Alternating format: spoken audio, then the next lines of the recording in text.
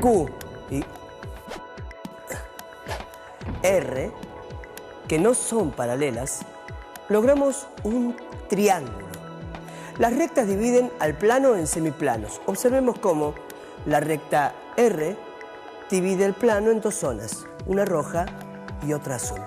La recta P divide en otras dos, una verde y una amarilla. Y con la recta Q agregamos una zona celeste y otra violeta. Los puntos del plano pintados con los tres colores azul, verde y celeste pertenecen al triángulo. Entonces, un triángulo es la figura formada por la intersección de los tres semiplanos.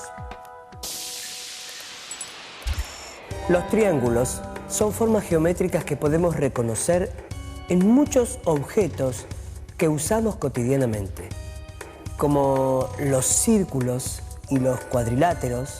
Los triángulos son formas que vemos, aunque no nos detengamos a pensar en ellos. La forma triangular está en todas partes. Los triángulos poseen una cualidad: son indeformables. Podemos comprobarlo observando el comportamiento de un triángulo, un cuadrilátero y un pentágono con los vértices movibles. Si se intentan mover los vértices de estas figuras, veremos que la forma del triángulo no varía. En cambio, el cuadrilátero y el pentágono se pueden deformar de varias maneras. Para fijar el cuadrilátero y el pentágono en su posición inicial, se deben añadir algunas diagonales. Ambas figuras logran rigidez porque se triangularon, se llenaron de triángulos. La rigidez del triángulo hace que su forma sea usada en muchas construcciones para las que es indispensable esta propiedad. En la construcción humana el triángulo es muy utilizado, digamos, ¿no? Quizás mucho antes de que exista la arquitectura, ¿no? Como un elemento que rigidiza. Si vos te acordás las imágenes de las primeras viviendas de los indígenas, en general están sostenidas por formas triangulares, porque permitía con dos ramitas puestas así sencillamente sobre el piso rigidizar una estructura mínima, ¿no?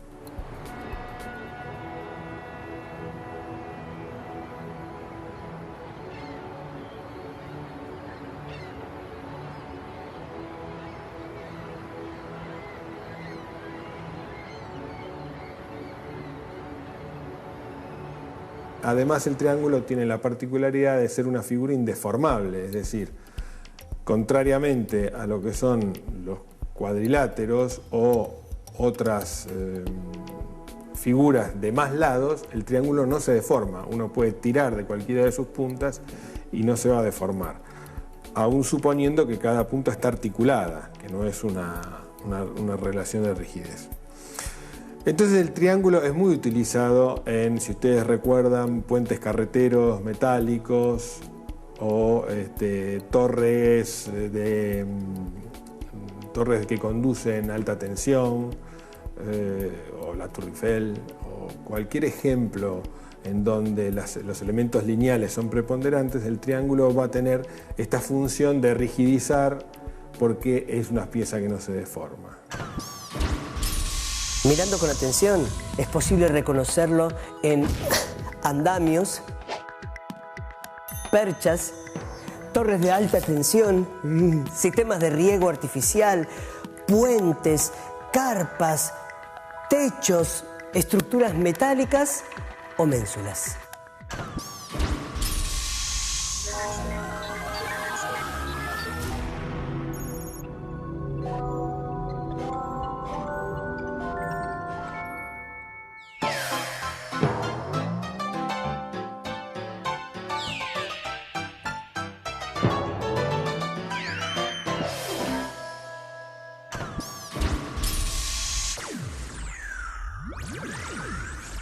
¿Es posible con 3 segmentos construir siempre un triángulo? A veces sí y a veces no. Si las longitudes de los lados son 15 centímetros, 18 centímetros y 8 centímetros, ¿existe el triángulo?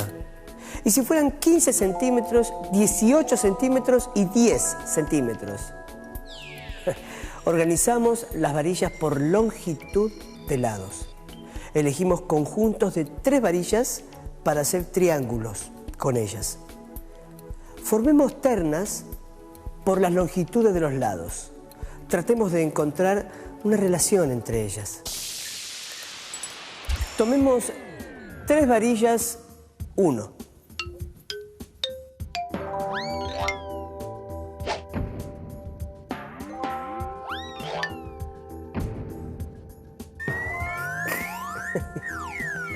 Cuya longitud represente la unidad, es decir, que sean iguales.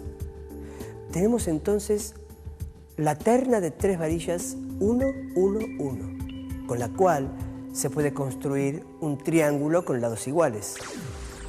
Ahora lo intentamos con las varillas 1, 1 y 2. No podemos. No hay un triángulo cuyos lados midan 1, 1 y 2.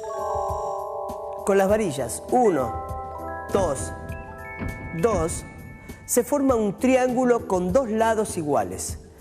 Con las varillas 1, 1 y 3, no se forma un triángulo.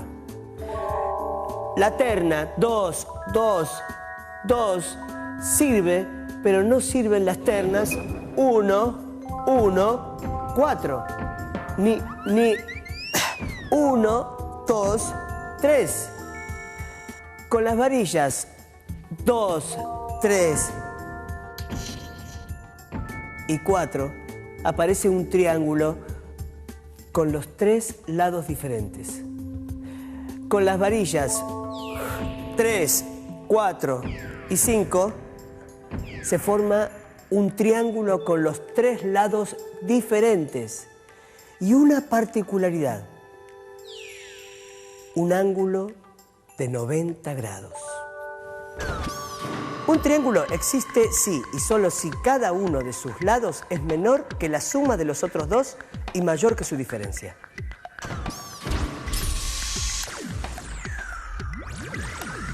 En todo triángulo, la suma de los ángulos interiores equivale a la suma de 2 ángulos rectos. Pero analicemos esta afirmación. Sumar es agregar. Para ver el caso de la suma de los ángulos, situamos uno a continuación de otro.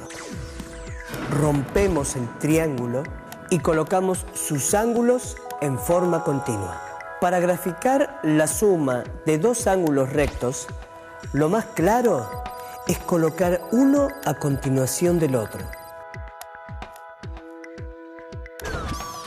Un recurso experimental sencillo permite ver cómo se cumple esta propiedad en los ángulos de un triángulo.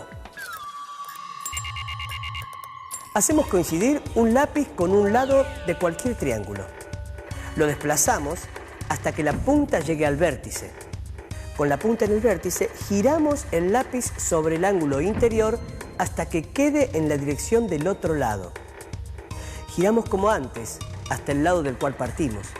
Al terminar todos los desplazamientos, el lápiz giró media vuelta.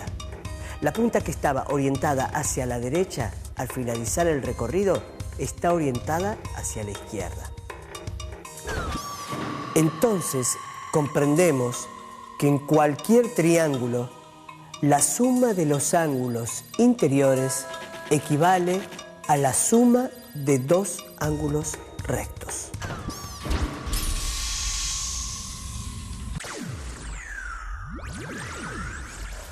Podemos clasificar triángulos tomando en cuenta sus lados. Un triángulo equilátero posee 3 lados de la misma longitud y los ángulos de sus vértices miden 60 grados.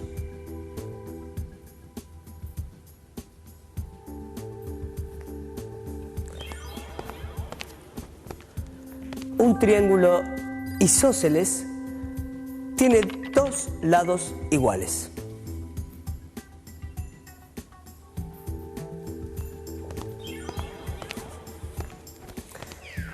Y un triángulo escaleno tiene todos sus lados y todos sus ángulos distintos. Pero los triángulos también se clasifican según las medidas de sus ángulos. Por la medida de sus ángulos se pueden identificar los siguientes triángulos. Un triángulo rectángulo tiene un ángulo recto. A los dos lados que forman un ángulo recto se los llama catetos y al lado restante hipotenusa.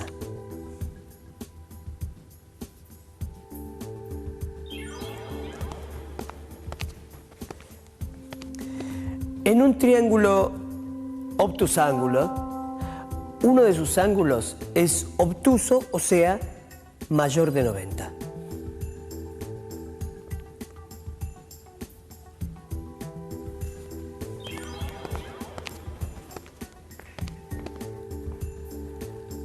Un triángulo acutángulo es aquel cuyos tres ángulos son agudos. En particular, el triángulo equilátero es un ejemplo de triángulo acutángulo. Y un triángulo oblicuángulo es el que no tiene ningún ángulo interior recto.